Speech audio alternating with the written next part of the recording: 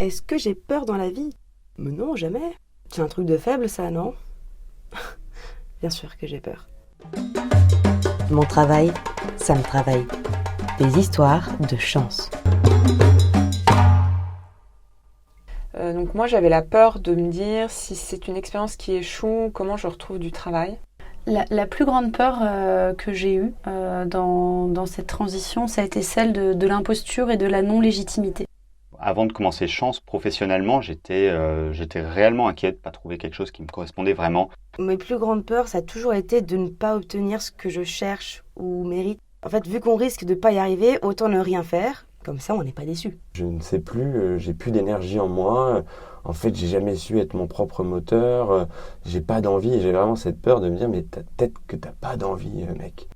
J'avais aussi vraiment peur de quitter mon environnement professionnel qui m'avait, pour le coup, avait toujours été bienveillant avec moi, m'avait toujours aidé à évoluer, j'avais progressé dans ma carrière et j'avais peur de décevoir en fait tous ces gens qui avaient cru en moi et qui m'avaient aidé à progresser et à évoluer. Avant Chance, je savais que je voulais travailler dans une petite structure, mais j'avais peur de ne pas être à la hauteur, de ne pas avoir les compétences ou l'expérience pour. C'est un peu comme dans la chanson de Queen, quoi. I want it all.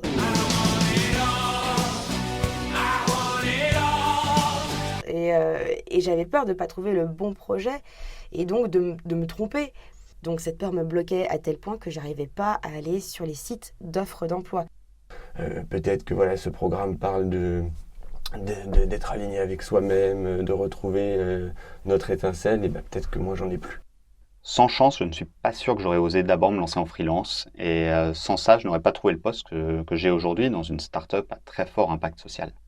Et ce qui m'a aidée, en fait, ce qui m'a permis de la dépasser, c'est d'une part de me rendre compte que si, en fait, j'avais déjà plein de talents et plein de choses que je savais faire, plein d'expériences que je pouvais mettre au service de ce nouveau projet.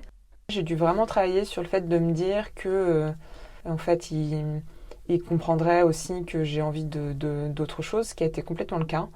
En fait, ils ont assez bien réagi en me disant que c'était très bien que j'aille voir ailleurs, que j'apprendrais d'autres choses et que ça ne voulait pas dire que je ne pourrais pas revenir un jour.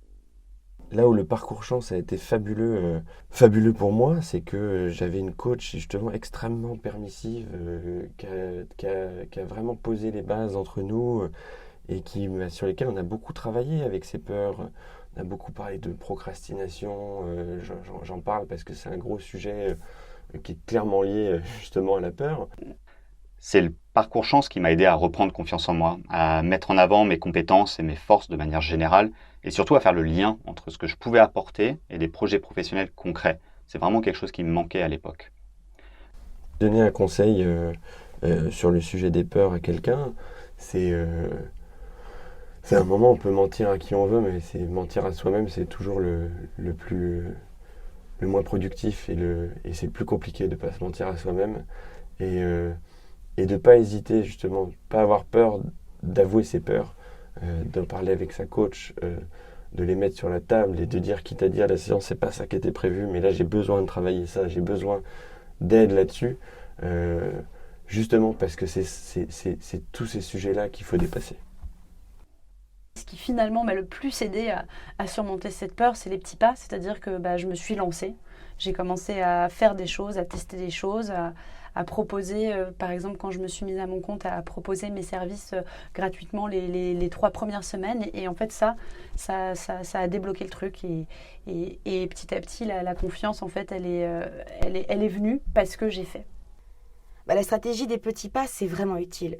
Mon conseil, ce serait de dire que en fait, l'escalier que tu grimpes se construit à chaque pas. Dès que tu lèves le pied, c'est comme si la nouvelle marche, la marche suivante, apparaissait. Et tout ça, en fait, finit par t'emmener au bon endroit. Mais c'est pas parce que tu as déjà choisi la destination dès le début. En fait, tu crées ta chance en étant dans l'action. Et c'est pas la chance qui va, à l'inverse, te tendre sur un plateau d'argent à la prochaine étape.